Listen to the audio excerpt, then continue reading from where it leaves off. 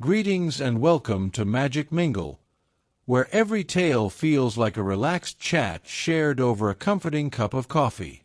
Today, I've got a fresh Sherlock Holmes mystery lined up, full of unexpected turns, subtle hints, and sharp reasoning.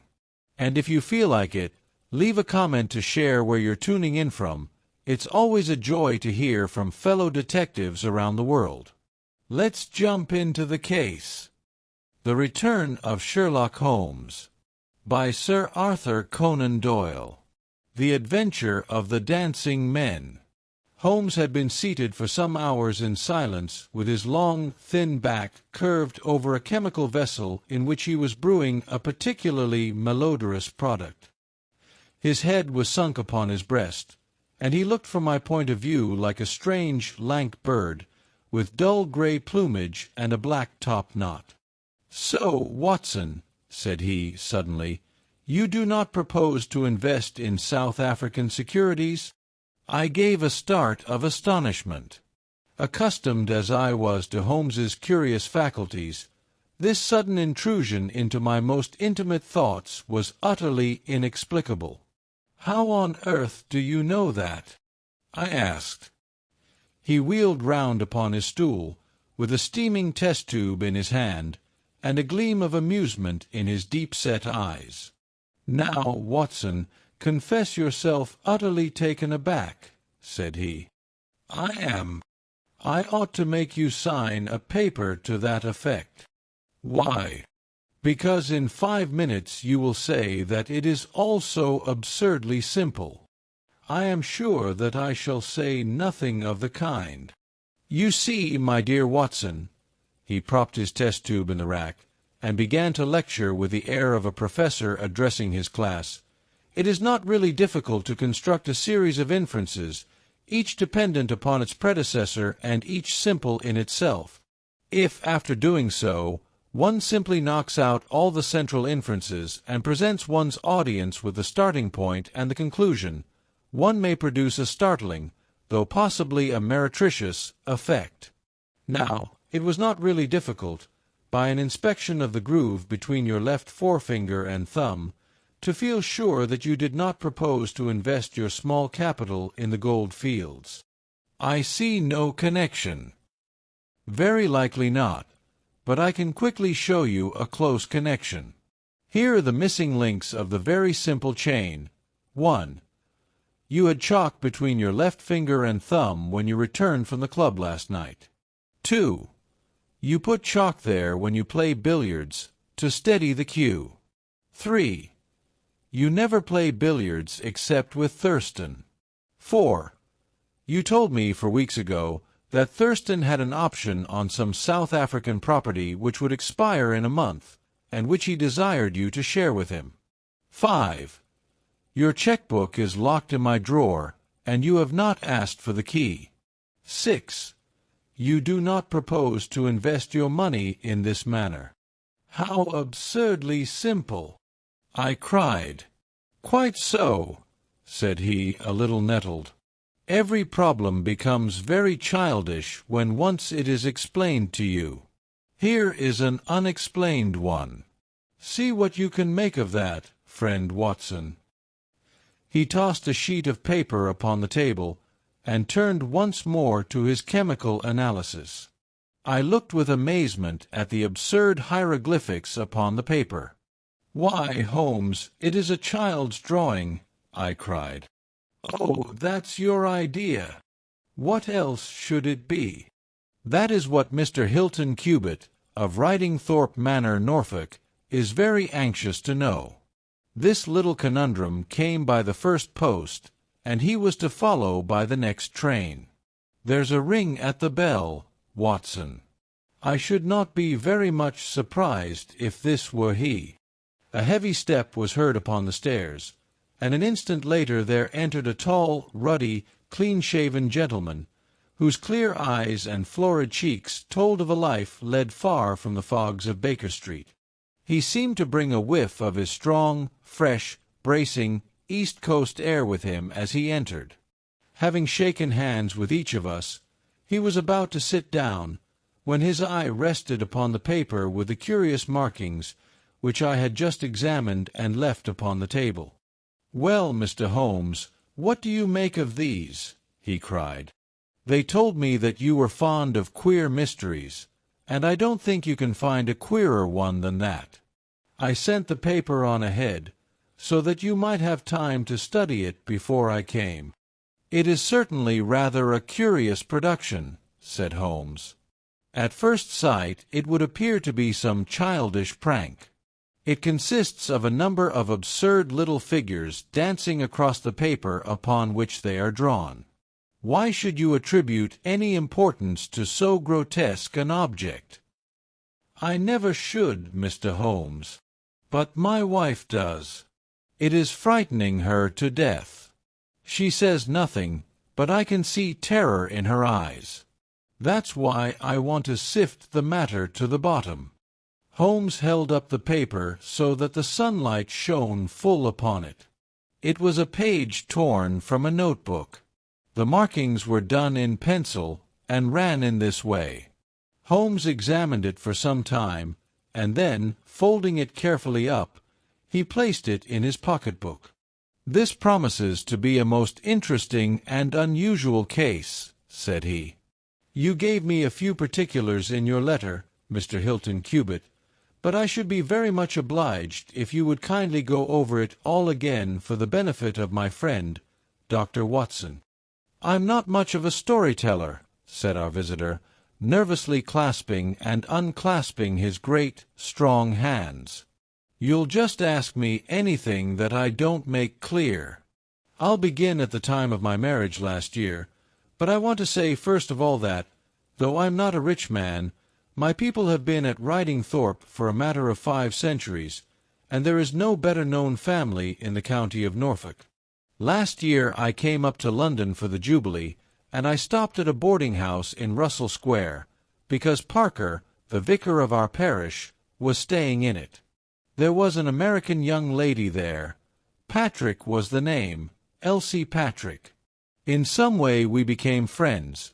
Until before my month was up I was as much in love as a man could be. We were quietly married at a registry office, and we returned to Norfolk a wedded couple. You'll think it very mad, Mr. Holmes, that a man of a good old family should marry a wife in this fashion, knowing nothing of her past or of her people, but if you saw her and knew her, it would help you to understand. She was very straight about it, was Elsie. I can't say that she did not give me every chance of getting out of it if I wished to do so. I have had some very disagreeable associations in my life, said she. I wish to forget all about them. I would rather never allude to the past, for it is very painful to me.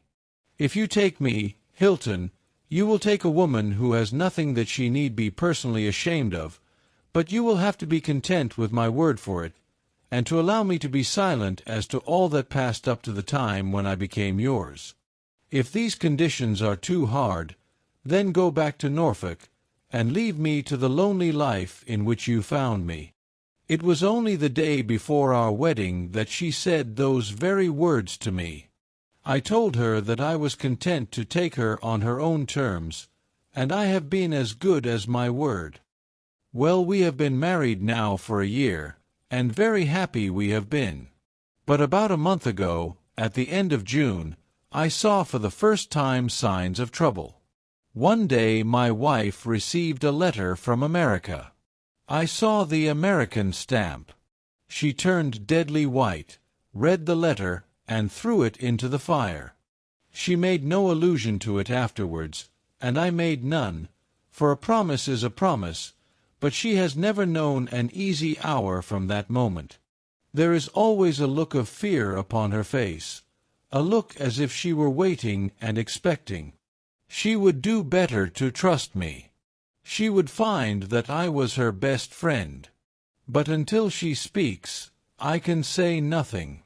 Mind you, she is a truthful woman, Mr. Holmes, and whatever trouble there may have been in her past life, it has been no fault of hers. I am only a simple Norfolk squire, but there is not a man in England who ranks his family honor more highly than I do. She knows it well, and she knew it well before she married me. She would never bring any stain upon it, of that I am sure. Well, now I come to the queer part of my story. About a week ago, it was the Tuesday of last week, I found on one of the window-sills a number of absurd little dancing figures like these upon the paper. They were scrawled with chalk. I thought that it was the stable boy who had drawn them, but the lad swore he knew nothing about it. Anyhow, they had come there during the night. I had them washed out, and I only mentioned the matter to my wife afterwards. To my surprise, she took it very seriously, and begged me if any more came to let her see them. None did come for a week, and then yesterday morning I found this paper lying on the sundial in the garden. I showed it to Elsie, and down she dropped in a dead faint. Since then she has looked like a woman in a dream, half dazed, and with terror always lurking in her eyes. It was then that I wrote and sent the paper to you, Mr. Holmes. It was not a thing that I could take to the police, for they would have laughed at me, but you will tell me what to do. I am not a rich man, but if there is any danger threatening my little woman, I would spend my last copper to shield her. He was a fine creature, this man of the old English soil, simple, straight, and gentle, with his great, earnest blue eyes and broad, comely face. His love for his wife and his trust in her shone in his features. Holmes had listened to his story with the utmost attention, and now he sat for some time in silent thought. "Don't you think, Mr. Cubitt," said he at last, "that your best plan would be to make a direct appeal to your wife, and to ask her to share her secret with you?" Hilton Cubitt shook his massive head. "A promise is a promise, Mr. Holmes. If Elsie wished to tell me, she would. If not, it is not for me to force her confidence. But I am justified in taking my own line, and I will. Then I will help you with all my heart. In the first place, have you heard of any strangers being seen in your neighborhood?" "No." "I presume that it is a very quiet place. Any fresh face would cause comment." "In the immediate neighborhood, yes. But we have several small watering places not very far away, and the farmers take in lodgers. These hieroglyphics have evidently a meaning. If it is a purely arbitrary one, it may be impossible for us to solve it. If, on the other hand, it is systematic, I have no doubt that we shall get to the bottom of it. But this particular sample is so short that I can do nothing, and the facts which you have brought me are so indefinite that we have no basis for an investigation. I would suggest that you return to Norfolk, that you keep a keen lookout, and that you take an exact copy of any fresh dancing men which may appear. It is 1,000 pities that we have not a reproduction of those which were done in chalk upon the window-sill. Make a discreet inquiry also as to any strangers in the neighborhood. When you have collected some fresh evidence, come to me again. That is the best advice which I can give you, Mr. Hilton Cubitt. If there are any pressing fresh developments, I shall be always ready to run down and see you in your Norfolk home." The interview left Sherlock Holmes very thoughtful, and several times in the next few days I saw him take his slip of paper from his notebook and look long and earnestly at the curious figures inscribed upon it. He made no allusion to the affair, however, until one afternoon a fortnight or so later. I was going out when he called me back. "You had better stay here, Watson." "Why?" "Because I had a wire from Hilton Cubitt this morning. You remember Hilton Cubitt, of the Dancing Men? He was to reach Liverpool Street at 1:20. He may be here at any moment. I gather from his wire that there have been some new incidents of importance. We had not long to wait, for our Norfolk squire came straight from the station as fast as a hansom could bring him. He was looking worried and depressed, with tired eyes and a lined forehead. "It's getting on my nerves, this business, Mr. Holmes," said he as he sank, like a wearied man, into an armchair. "It's bad enough to feel that you are surrounded by unseen, unknown folk, who have some kind of design upon you, but when, in addition to that, you know that it is just killing your wife by inches, then it becomes as much as flesh and blood can endure. She's wearing away under it, just wearing away before my eyes." "Has she said anything yet?" "No, Mr. Holmes, she has not. And yet there have been times when the poor girl has wanted to speak, and yet could not quite bring herself to take the plunge. I have tried to help her, but I dare say I did it clumsily, and scared her from it. She has spoken about my old family, and our reputation in the county, and our pride in our unsullied honor, and I always felt it was leading to the point, but somehow it turned off before we got there." "But you have found out something for yourself?" "A good deal, Mr. Holmes. I have several fresh dancing men pictures for you to examine, and, what is more important, I have seen the fellow." "What, the man who draws them?" "Yes, I saw him at his work. But I will tell you everything in order. When I got back after my visit to you, the very first thing I saw next morning was a fresh crop of dancing men. They had been drawn in chalk upon the black wooden door of the tool house, which stands beside the lawn in full view of the front windows. I took an exact copy, and here it is." He unfolded a paper and laid it upon the table. "Here is a copy of the hieroglyphics." "Excellent," said Holmes. "Excellent. Pray continue." When I had taken the copy, I rubbed out the marks, but 2 mornings later a fresh inscription had appeared. "I have a copy of it here." Holmes rubbed his hands and chuckled with delight. "Our material is rapidly accumulating," said he. 3 days later a message was left scrawled upon paper and placed under a pebble upon the sundial. Here it is. The characters are, as you see, exactly the same as the last one. After that I determined to lie in wait, so I got out my revolver and I sat up in my study, which overlooks the lawn and garden. About 2 in the morning I was seated by the window, all being dark save for the moonlight outside, when I heard steps behind me, and there was my wife in her dressing-gown. She implored me to come to bed. I told her frankly that I wished to see who it was who played such absurd tricks upon us. She answered that it was some senseless practical joke, and that I should not take any notice of it. "If it really annoys you, Hilton, we might go and travel, you and I, and so avoid this nuisance." "What, be driven out of our own house by a practical joker?" said I. "Why, we should have the whole county laughing at us." "Well, come to bed," said she, "and we can discuss it in the morning." Suddenly, as she spoke, I saw her white face grow whiter yet in the moonlight, and her hand tightened upon my shoulder. Something was moving in the shadow of the tool-house. I saw a dark, creeping figure which crawled round the corner and squatted in front of the door. Seizing my pistol, I was rushing out, when my wife threw her arms round me and held me with convulsive strength. I tried to throw her off, but she clung to me most desperately. At last I got clear, but by the time I had opened the door and reached the house the creature was gone. He had left a trace of his presence, however, for there on the door was the very same arrangement of dancing men which had already twice appeared, and which I have copied on that paper.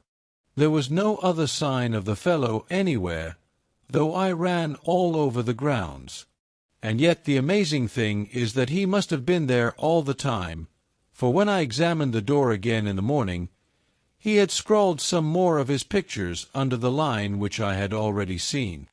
Have you that fresh drawing? Yes, it is very short, but I made a copy of it, and here it is. Again he produced a paper. The new dance was in this form. Tell me, said Holmes, and I could see by his eyes that he was much excited, was this a mere addition to the first, or did it appear to be entirely separate? It was on a different panel of the door. Excellent! This is far the most important of all for our purpose. It fills me with hopes. Now, Mr. Hilton Cubitt, please continue your most interesting statement. I have nothing more to say, Mr. Holmes, except that I was angry with my wife that night for having held me back when I might have caught the skulking rascal. She said that she feared that I might come to harm. For an instant it had crossed my mind that perhaps what she really feared was that he might come to harm, for I could not doubt that she knew who this man was, and what he meant by these strange signals. But there is a tone in my wife's voice, Mr. Holmes, and a look in her eyes which forbid doubt, and I am sure that it was indeed my own safety that was in her mind. There's the whole case, and now I want your advice as to what I ought to do. My own inclination is to put 6 of my farm lads in the shrubbery, and when this fellow comes again to give him such a hiding that he will leave us in peace for the future. I fear it is too deep a case for such simple remedies, said Holmes. How long can you stay in London? I must go back today. I would not leave my wife alone all night for anything. She is very nervous, and begged me to come back. I dare say you are right. But if you could have stopped, I might possibly have been able to return with you in a day or two. Meanwhile, you will leave me these papers, and I think that it is very likely that I shall be able to pay you a visit shortly and to throw some light upon your case. Sherlock Holmes preserved his calm professional manner until our visitor had left us, although it was easy for me, who knew him so well, to see that he was profoundly excited. The moment that Hilton Cubitt's broad back had disappeared through the door, my comrade rushed to the table, laid out all the slips of paper containing dancing men in front of him, and threw himself into an intricate and elaborate calculation. For 2 hours I watched him as he covered sheet after sheet of paper with figures and letters, so completely absorbed in his task that he had evidently forgotten my presence. Sometimes he was making progress and whistled and sang at his work. Sometimes he was puzzled, and would sit for long spells with a furrowed brow and a vacant eye. Finally he sprang from his chair with a cry of satisfaction, and walked up and down the room rubbing his hands together. Then he wrote a long telegram upon a cable form. If my answer to this is as I hope, you will have a very pretty case to add to your collection, Watson, said he. I expect that we shall be able to go down to Norfolk tomorrow, and to take our friend some very definite news as to the secret of his annoyance. I confess that I was filled with curiosity, but I was aware that Holmes liked to make his disclosures at his own time and in his own way, so I waited until it should suit him to take me into his confidence. But there was a delay in that answering telegram, and 2 days of impatience followed, during which Holmes pricked up his ears at every ring of the bell. On the evening of the 2nd there came a letter from Hilton Cubitt. All was quiet with him, save that a long inscription had appeared that morning upon the pedestal of the sundial. He enclosed a copy of it, which is here reproduced. Holmes bent over this grotesque frieze for some minutes, and then suddenly sprang to his feet with an exclamation of surprise and dismay. His face was haggard with anxiety. "We have let this affair go far enough," said he. "Is there a train to North Walsham tonight?" I turned up the timetable. The last had just gone. "Then we shall breakfast early and take the very first in the morning," said Holmes. "Our presence is most urgently needed. Here is our expected cablegram. One moment, Mrs. Hudson, there may be an answer. No, that is quite as I expected. This message makes it even more essential that we should not lose an hour in letting Hilton Cubitt know how matters stand, for it is a singular and a dangerous web in which our simple Norfolk squire is entangled. So, indeed, it proved, and as I come to the dark conclusion of a story which had seemed to me to be only childish and bizarre, I experience once again the dismay and horror with which I was filled. Would that I had some brighter ending to communicate to my readers, but these are the chronicles of fact, and I must follow to their dark crisis the strange chain of events which for some days made Ridingthorpe Manor a household word through the length and breadth of England. We had hardly alighted at North Walsham, and mentioned the name of our destination, when the station-master hurried towards us. "I suppose that you are the detectives from London," said he. A look of annoyance passed over Holmes's face. "What makes you think such a thing?"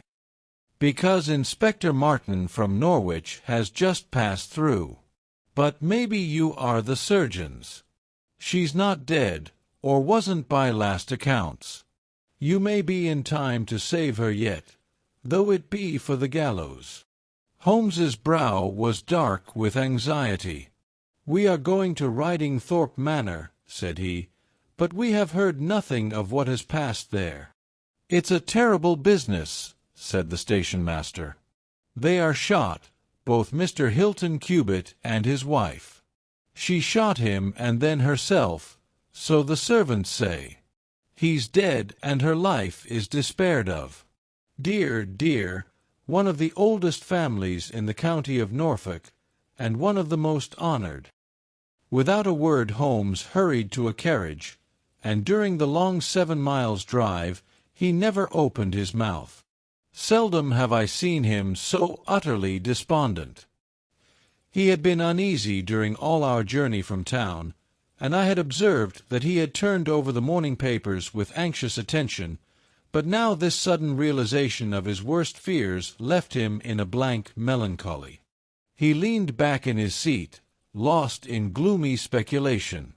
Yet there was much around to interest us, for we were passing through as singular a countryside as any in England, where a few scattered cottages represented the population of today, while on every hand enormous square-towered churches bristled up from the flat green landscape and told of the glory and prosperity of old East Anglia. At last the violet rim of the German Ocean appeared over the green edge of the Norfolk coast, and the driver pointed with his whip to 2 old brick and timber gables which projected from a grove of trees. "That's Ridingthorpe Manor," said he. As we drove up to the porticoed front door, I observed in front of it, beside the tennis lawn, the black tool-house and the pedestaled sundial with which we had such strange associations. A dapper little man, with a quick, alert manner and a waxed mustache, had just descended from a high dog-cart.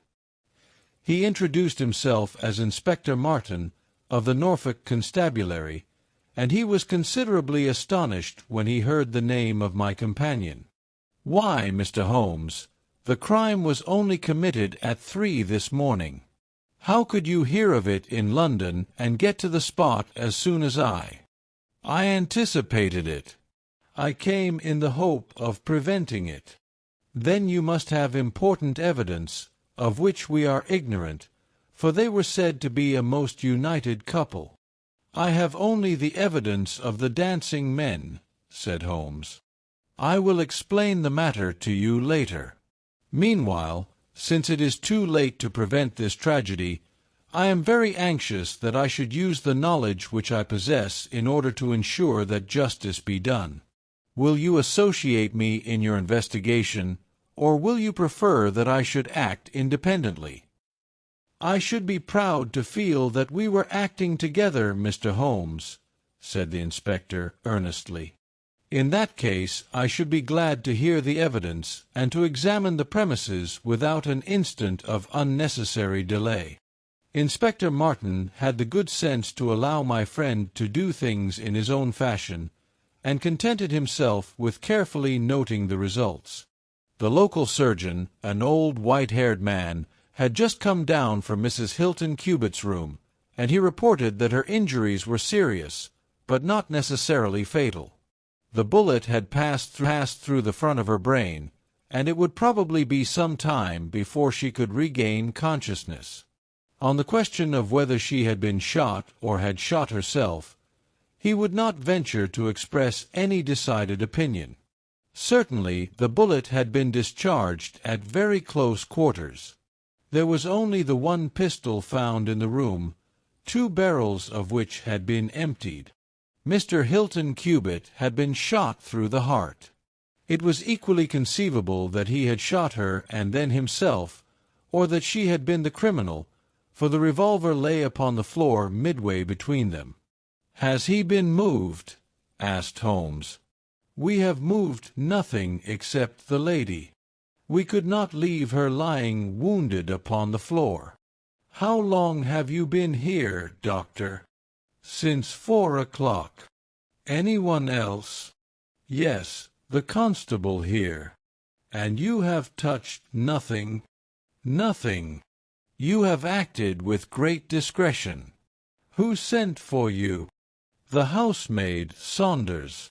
"Was it she who gave the alarm?" "She and Mrs. King, the cook." "Where are they now?" "In the kitchen, I believe." "Then I think we had better hear their story at once."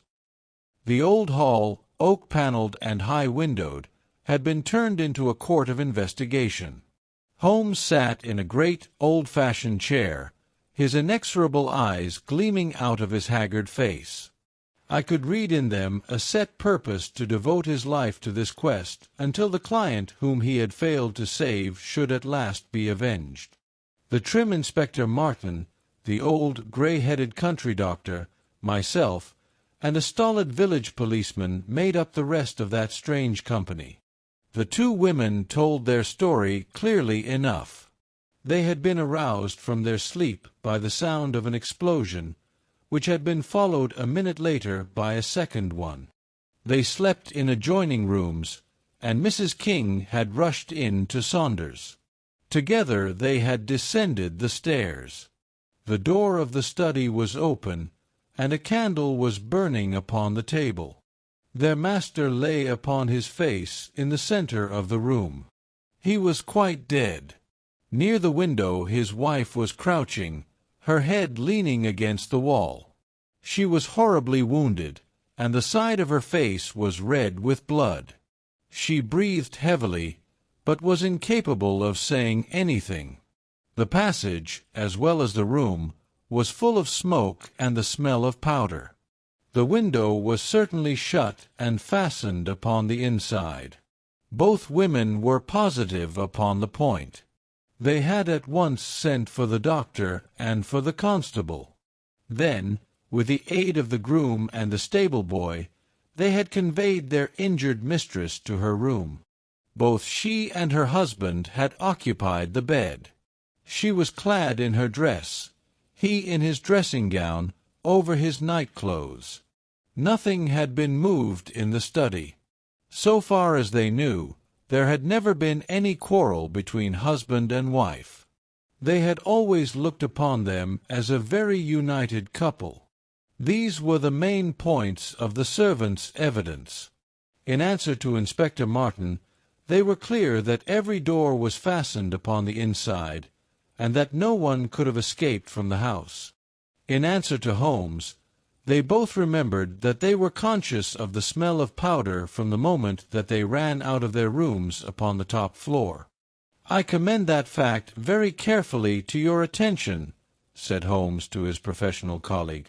"And now I think that we are in a position to undertake a thorough examination of the room."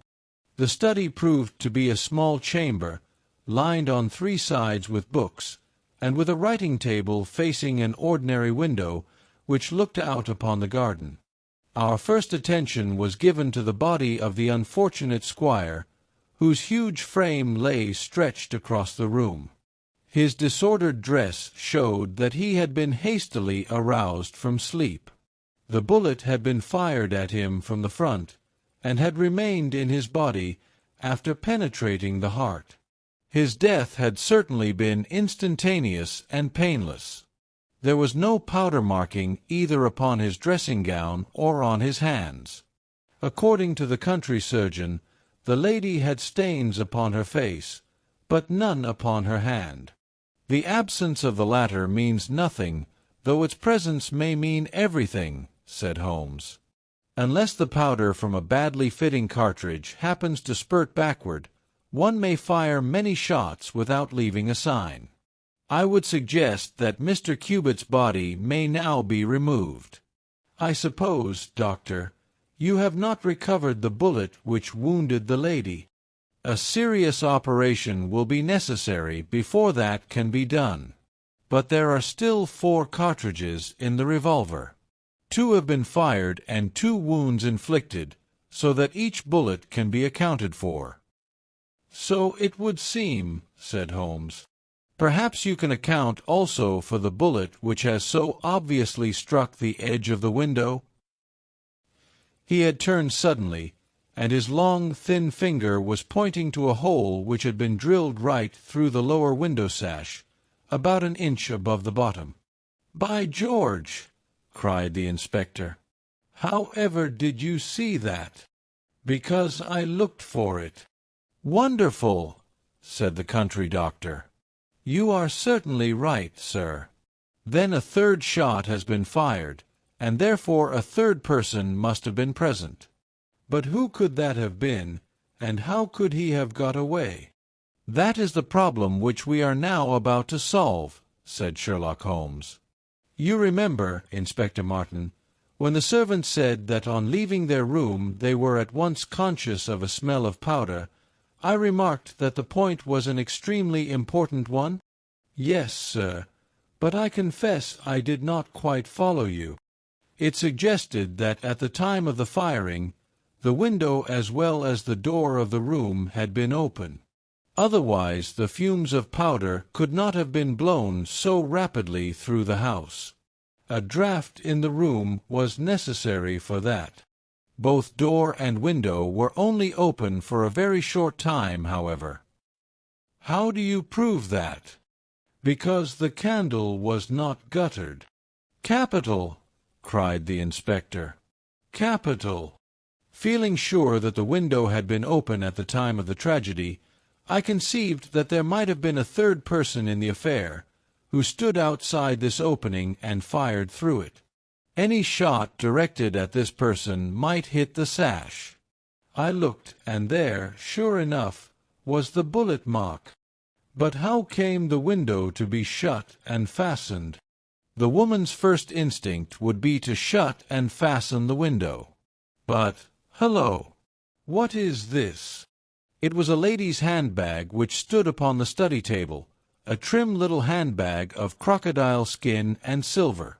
Holmes opened it and turned the contents out. There were 20 50-pound notes of the Bank of England, held together by an india-rubber band, nothing else. "This must be preserved, for it will figure in the trial," said Holmes, as he handed the bag with its contents to the inspector. "It is now necessary that we should try to throw some light upon this 3rd bullet, which has clearly, from the splintering of the wood, been fired from inside the room. I should like to see Mrs. King, the cook, again. You said, Mrs. King, that you were awakened by a loud explosion. When you said that, did you mean that it seemed to you to be louder than the 2nd one?" "Well, sir, it wakened me from my sleep, so it is hard to judge. But it did seem very loud." "You don't think that it might have been 2 shots fired almost at the same instant?" "I am sure I couldn't say, sir. I believe that it was undoubtedly so. I rather think, Inspector Martin, that we have now exhausted all that this room can teach us.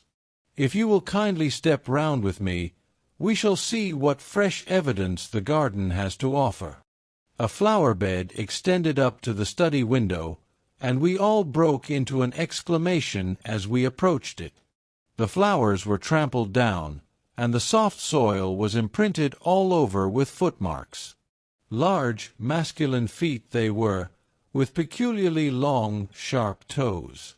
Holmes hunted about among the grass and leaves like a retriever after a wounded bird. Then, with a cry of satisfaction, he bent forward and picked up a little brazen cylinder. "I thought so," said he. "The revolver had an ejector, and here is the third cartridge. I really think, Inspector Martin, that our case is almost complete." The country inspector's face had shown his intense amazement at the rapid and masterful progress of Holmes's investigation. At first he had shown some disposition to assert his own position, but now he was overcome with admiration, and ready to follow without question wherever Holmes led. "Whom do you suspect?" he asked. "I'll go into that later. There are several points in this problem which I have not been able to explain to you yet. Now that I have got so far, I had best proceed on my own lines, and then clear the whole matter up once and for all." "Just as you wish, Mr. Holmes, so long as we get our man. I have no desire to make mysteries, but it is impossible at the moment of action to enter into long and complex explanations. I have the threads of this affair all in my hand. Even if this lady should never recover consciousness, we can still reconstruct the events of last night and ensure that justice be done. First of all, I wish to know whether there is any inn in this neighborhood known as Elridge's." The servants were cross-questioned, but none of them had heard of such a place. The stable-boy threw a light upon the matter by remembering that a farmer of that name lived some miles off, in the direction of East Ruston. "Is it a lonely farm?" "Very lonely, sir." "Perhaps they have not heard yet of all that happened here during the night?" "Maybe not, sir." Holmes thought for a little, and then a curious smile played over his face. "Saddle a horse, my lad," said he. "I shall wish you to take a note to Elridge's farm." He took from his pocket the various slips of the dancing men. With these in front of him, he worked for some time at the study table. Finally, he handed a note to the boy, with directions to put it into the hands of the person to whom it was addressed, and especially to answer no questions of any sort which might be put to him. I saw the outside of the note, addressed in straggling, irregular characters, very unlike Holmes's usual precise hand. It was consigned to Mr. Abe Slaney, Elridge's Farm, East Ruston, Norfolk. "I think, Inspector," Holmes remarked, "that you would do well to telegraph for an escort, as, if my calculations prove to be correct, you may have a particularly dangerous prisoner to convey to the county jail. The boy who takes this note could no doubt forward your telegram. If there is an afternoon train to town, Watson, I think we should do well to take it, as I have a chemical analysis of some interest to finish, and this investigation draws rapidly to a close." When the youth had been dispatched with a note, Sherlock Holmes gave his instructions to the servants. If any visitor were to call asking for Mrs. Hilton Cubitt, no information should be given as to her condition, but he was to be shown at once into the drawing-room. He impressed these points upon them with the utmost earnestness. Finally, he led the way into the drawing-room, with the remark that the business was now out of our hands, and that we must while away the time as best we might until we could see what was in store for us. The doctor had departed to his patients, and only the inspector and myself remained. "I think that I can help you to pass an hour in an interesting and profitable manner," said Holmes, drawing his chair up to the table, and spreading out in front of him the various papers upon which were recorded the antics of the dancing men. "As to you, friend Watson, I owe you every atonement for having allowed your natural curiosity to remain so long unsatisfied. To you, Inspector, the whole incident may appeal as a remarkable professional study. I must tell you, first of all, the interesting circumstances connected with the previous consultations which Mr. Hilton Cubitt has had with me in Baker Street." He then shortly recapitulated the facts which have already been recorded. I have here in front of me these singular productions, at which one might smile, had they not proved themselves to be the forerunners of so terrible a tragedy. I am fairly familiar with all forms of secret writings, and am myself the author of a trifling monograph upon the subject, in which I analyze 160 separate ciphers, but I confess that this is entirely new to me. The object of those who invented the system has apparently been to conceal that these characters convey a message, and to give the idea that they are the mere random sketches of children. Having once recognized, however, that the symbols stood for letters, and having applied the rules which guide us in all forms of secret writings, the solution was easy enough. The first message submitted to me was so short that it was impossible for me to do more than to say, with some confidence, that the symbol XXX stood for E. As you are aware, E is the most common letter in the English alphabet, and it predominates to so marked an extent that even in a short sentence one would expect to find it most often. Out of 15 symbols in the first message, 4 were the same, so it was reasonable to set this down as E. It is true that in some cases the figure was bearing a flag, and in some cases not, but it was probable, from the way in which the flags were distributed, that they were used to break the sentence up into words. I accepted this as a hypothesis, and noted that E was represented by. But now came the real difficulty of the inquiry. The order of the English letters after E is by no means well marked, and any preponderance which may be shown in an average of a printed sheet may be reversed in a single short sentence. Speaking roughly, T, A, O, I, N, S, H, R, D, and L are the numerical order in which letters occur, but T, A, O, and I are very nearly abreast of each other, and it would be an endless task to try each combination until a meaning was arrived at. I therefore waited for fresh material. In my second interview with Mr. Hilton Cubitt, he was able to give me 2 other short sentences and 1 message, which appeared, since there was no flag, to be a single word. Here are the symbols. Now, in the single word I have already got the 2 E's coming second and fourth in a word of 5 letters. It might be seva, or leva, or never. There can be no question that the latter as a reply to an appeal is far the most probable, and the circumstances pointed to its being a reply written by the lady. Accepting it as correct, we are now able to say that the symbols stand respectively for N, V, and R. Even now I was in considerable difficulty, but a happy thought put me in possession of several other letters. It occurred to me that if these appeals came, as I expected, from someone who had been intimate with the lady in her early life, a combination which contained 2 E's with 3 letters between might very well stand for the name Elsie. On examination, I found that such a combination formed the termination of the message, which was 3 times repeated. It was certainly some appeal to Elsie. In this way I had got my L, S, and I. But what appeal could it be? There were only 4 letters in the word which preceded Elsie, and it ended in E. Surely the word must be come. I tried all other 4 letters ending in E, but could find none to fit the case. So now I was in possession of C, O, and M, and I was in a position to attack the first message once more, dividing it into words and putting dots for each symbol which was still unknown. So treated, it worked out in this fashion. .m.air ESL.NE.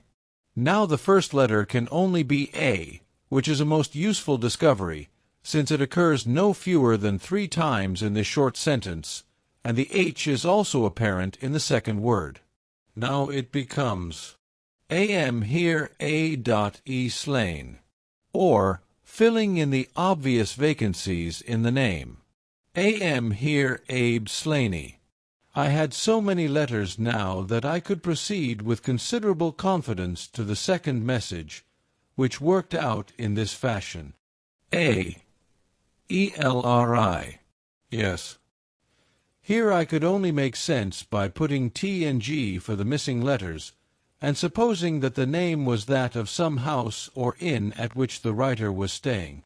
Inspector Martin and I had listened with the utmost interest to the full and clear account of how my friend had produced results which had led to so complete a command over our difficulties. "What did you do then, sir?" asked the inspector. I had every reason to suppose that this Abe Slaney was an American, since Abe is an American contraction, and since a letter from America had been the starting point of all the trouble. I had also every cause to think that there was some criminal secret in the matter. The lady's allusions to her past, and her refusal to take her husband into her confidence, both pointed in that direction. I therefore cabled to my friend, Wilson Hogreave, of the New York Police Bureau, who has more than once made use of my knowledge of London crime. I asked him whether the name of Abe Slaney was known to him. Here is his reply: "The most dangerous crook in Chicago." On the very evening upon which I had his answer, Hilton Cubitt sent me the last message from Slaney.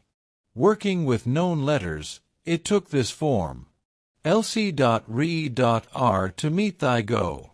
The addition of AP and AD completed a message which showed me that the rascal was proceeding from persuasion to threats, and my knowledge of the crooks of Chicago prepared me to find that he might very rapidly put his words into action.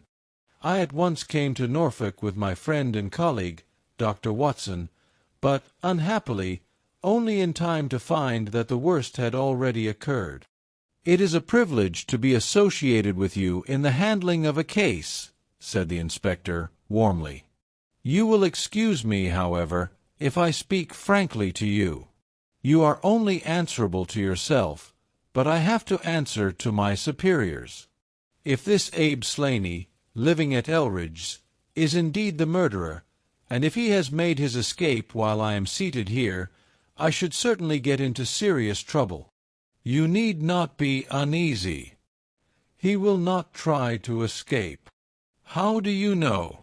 "To fly would be a confession of guilt." "Then let us go arrest him. I expect him here every instant." "But why should he come?"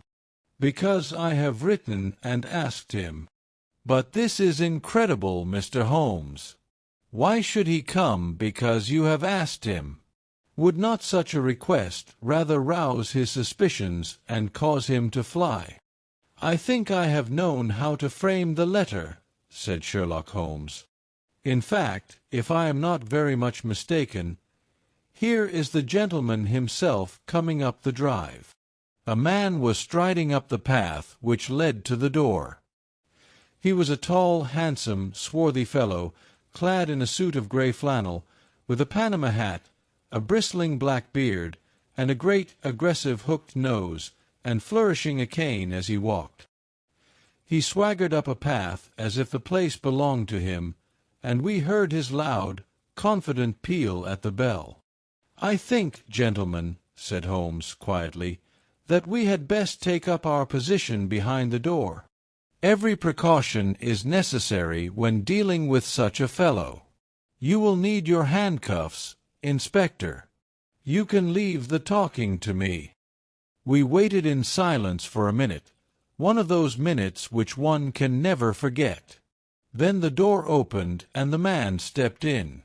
In an instant Holmes clapped a pistol to his head, and Martin slipped the handcuffs over his wrists. It was all done so swiftly and deftly that the fellow was helpless before he knew that he was attacked. He glared from one to the other of us with a pair of blazing black eyes. Then he burst into a bitter laugh. "Well, gentlemen, you have the drop on me this time. I seem to have knocked up against something hard. But I came here in answer to a letter from Mrs. Hilton Cubitt. Don't tell me that she is in this?" Don't tell me that she helped to set a trap for me. Mrs. Hilton Cubitt was seriously injured, and is at death's door." The man gave a hoarse cry of grief, which rang through the house. "You're crazy!" he cried, fiercely. "It was he that was hurt, not she. Who would have hurt little Elsie? I may have threatened her, God forgive me, but I would not have touched a hair of her pretty head. Take it back, you. Say that she is not hurt. She was found badly wounded by the side of her dead husband." He sank with a deep groan on the settee and buried his face in his manacled hands. For 5 minutes he was silent.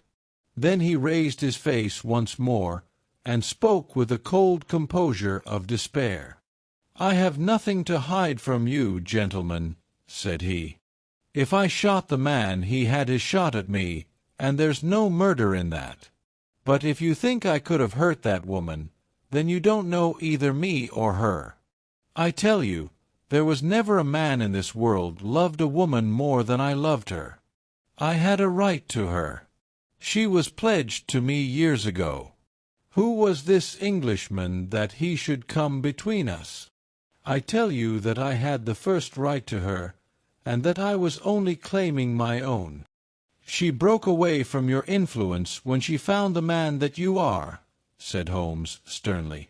"She fled from America to avoid you, and she married an honorable gentleman in England.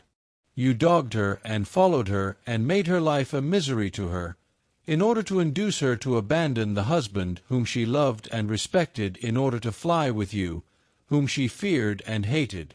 You have ended by bringing about the death of a noble man and driving his wife to suicide. That is your record in this business, Mr. Abe Slaney, and you will answer for it to the law."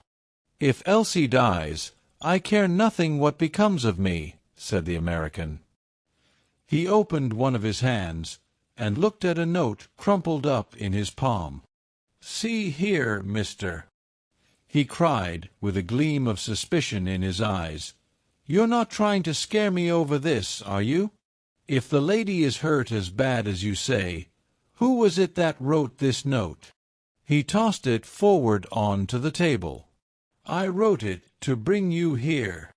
"You wrote it?" "There was no one on earth outside the joint who knew the secret of the dancing men. How came you to write it?" "What one man can invent, another can discover," said Holmes. "There is a cab coming to convey you to Norwich, Mr. Slaney. But meanwhile you have time to make some small reparation for the injury you have wrought. Are you aware that Mrs. Hilton Cubitt has herself lain under grave suspicion of the murder of her husband, and that it was only my presence here, and the knowledge which I happen to possess, which has saved her from the accusation? The least that you owe her is to make it clear to the whole world that she was in no way, directly or indirectly, responsible for his tragic end." "I ask nothing better," said the American. "I guess the very best case I can make for myself is the absolute naked truth. It is my duty to warn you that it will be used against you," cried the inspector, with a magnificent fair play of the British criminal law. Slaney shrugged his shoulders. "I'll chance that," said he. "First of all, I want you gentlemen to understand that I have known this lady since she was a child. There were 7 of us in a gang in Chicago, and Elsie's father was the boss of the joint. He was a clever man, was old Patrick. It was he who invented that writing, which would pass as a child's scrawl unless you just happened to have the key to it. Well, Elsie learned some of our ways, but she couldn't stand the business, and she had a bit of honest money of her own, so she gave us all the slip and got away to London.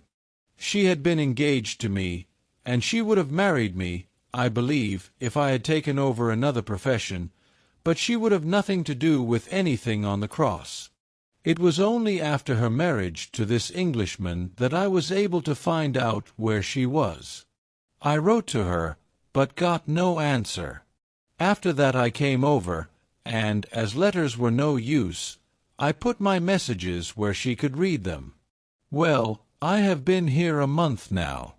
I lived in that farm, where I had a room down below, and could get in and out every night, and no one the wiser.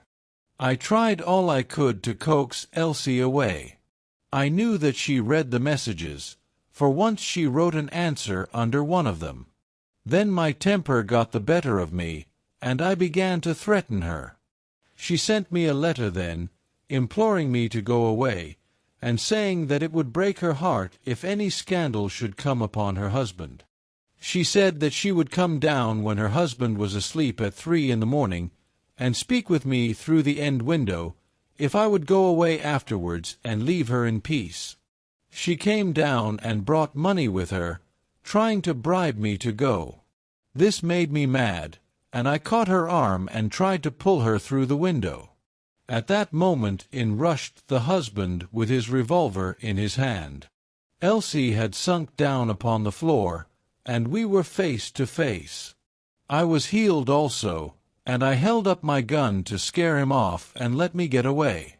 He fired and missed me. I pulled off almost at the same instant, and down he dropped. I made away across the garden, and as I went I heard the window shut behind me.